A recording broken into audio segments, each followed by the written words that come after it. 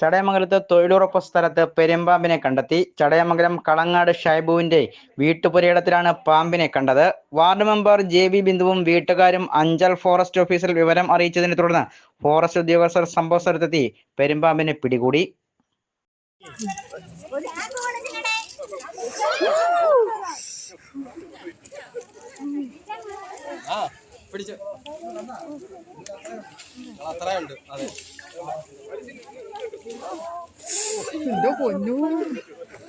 തോണിയിലോട്ട് പോയി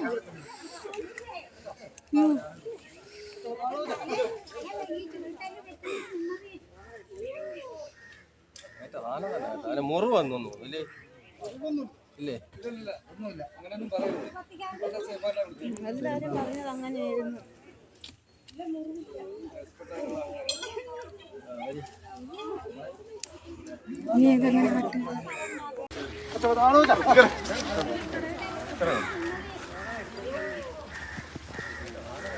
മുറിവ് വന്നു ഇല്ലേ ഇല്ല ഒന്നുമില്ല അങ്ങനെയൊന്നും പറയരുത്.